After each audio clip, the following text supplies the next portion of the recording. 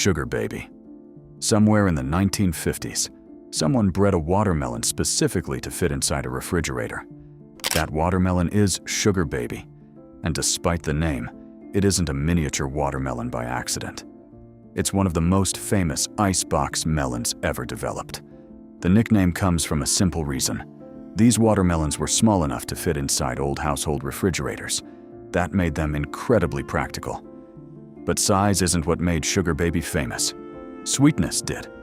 The flesh is deep red, juicy, and remarkably concentrated in flavor.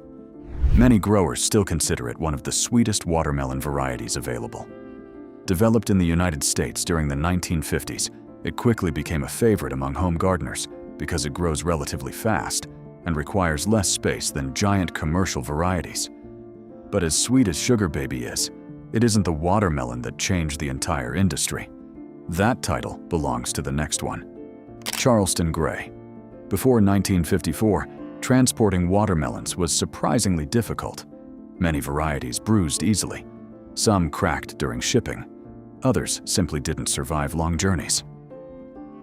Then Charleston Gray arrived, developed by USDA horticulturist Charles Frederick Andrus at the Vegetable Breeding Laboratory in Charleston, South Carolina. This variety featured a tougher rind and stronger disease resistance than anything that came before it. The fruit is large and elongated, averaging around 30 pounds. Inside, bright red, fiberless flesh with balanced sweetness. But here's the number that puts it all in perspective. By the 1960s, Charleston Gray made up an estimated 95% of the entire U.S. watermelon crop. No other variety has come close to that dominance before or since. And today, most modern commercial watermelons trace part of their genetics back to Charleston Gray. In many ways, this single variety built the watermelon industry we know today. But while Charleston Gray focused on practicality, the next watermelon became famous for something completely different: its appearance. Moon and stars. Imagine walking through a field at night. That's basically what this watermelon looks like. The rind is covered with small yellow spots that resemble stars scattered across a dark green sky. And usually there's one large yellow spot. The moon. No paint. No genetic engineering. Just nature. The variety was originally released in 1926 by the seed house Peter Henderson and Company, and was popular through the 1930s before fading from commercial catalogs entirely. By the 1970s, most people assumed it was gone forever. Then, Kent Wheely of the Seed Savers Exchange began a years-long search. In 1980, he mentioned the mystery melon on a local Missouri television show. A farmer named Merle Van Doren was watching. He picked up the phone. He'd been growing moon and stars in his fields the whole time. The story made the front cover of Mother Earth News in 1982. The watermelon came back from the brink of extinction, saved by a television appearance and one farmer who never stopped planting. The flavor is rich and sweet. The fruits can grow surprisingly large. But the real attraction is visual. Few watermelons are more recognizable. And speaking of unusual appearances, wait until you see what's inside the next one. Yellow crimson. Most people expect watermelon flesh to be red. That's why yellow crimson creates such a strong reaction. From the outside, it looks almost completely normal. Then you slice it open, and the inside is bright yellow. Yellow watermelons often have a smoother, honey-like sweetness compared to many red varieties. Some describe the flavor as lighter and less acidic. The color comes from a different pigment profile. Unlike traditional red watermelons, yellow varieties contain little or no lycopene, the compound responsible for the familiar red color. What's fascinating is that yellow-fleshed watermelons may actually be closer to the earliest watermelons cultivated centuries ago. But yellow isn't even the rarest watermelon color. That honor may belong to the next variety. Orange glow. Orange watermelons sound almost fictional. Yet orange glow is very real, and many enthusiasts consider it one of the most flavorful watermelons ever grown. The flesh glows with a vibrant orange color. The flavor is unusually complex, sweet, tropical, and often compared to a mix between watermelon, mango, and cantaloupe. Orange glow doesn't ship particularly well, which is exactly why it remains a specialty grower's favorite rather than a supermarket staple. Many of the most flavorful fruits never become commercially dominant. Not because they taste worse, because they travel worse. And that brings us to a watermelon that became famous for the exact opposite reason. Crimson Sweet.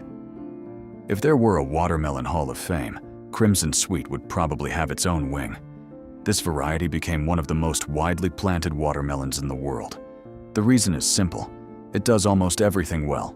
Grows large, ships well, tastes consistently sweet, looks attractive. Developed in Kansas during the 1960s, Crimson Sweet quickly spread across farms worldwide. For many people, when they picture a watermelon, the classic striped green exterior, bright red flesh, they're imagining something very close to Crimson Sweet. But while Crimson Sweet became one of the world's most common watermelons, the next variety became famous for being one of the rarest. Densuke. At first glance, Densuke doesn't even look like a watermelon. The rind is almost completely black. No obvious stripes, no familiar pattern, just a smooth, dark surface.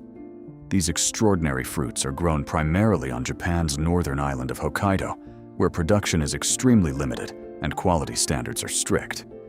In 2008, a single Densuke sold at auction for 650,000 yen, roughly $6,100. The most expensive watermelon ever auctioned. Not because it was covered in gold, not because it was giant, because it was rare. In Japan, premium fruit often serves another purpose entirely. Luxury fruits are presented during important business meetings, celebrations, and special occasions. In that context, a Densuke watermelon becomes more than food. It becomes a statement. Yet even Densuke isn't the most extreme watermelon on this list, because the next variety isn't measured by flavor or price, it's measured by size. Carolina Cross. Most watermelons weigh somewhere between 10 and 30 pounds. Carolina Cross didn't get that memo. This variety was developed specifically for giant watermelon competitions. And giant is an understatement. Some Carolina Cross watermelons exceed 200 pounds. The current world record, set by Chris Kent of Tennessee, is 350.5 pounds. That's heavier than most adult humans. The fruits are pale green and elongated. The flesh is edible and sweet. But flavor isn't the primary goal. Size is.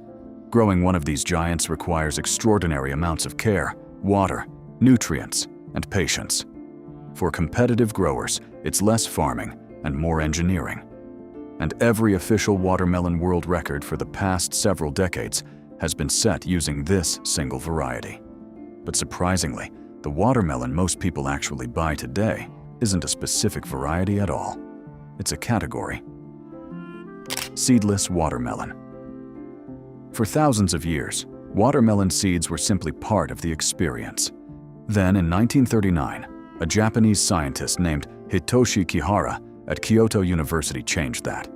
He discovered that by manipulating chromosome counts during breeding, he could produce fruit incapable of forming mature seeds.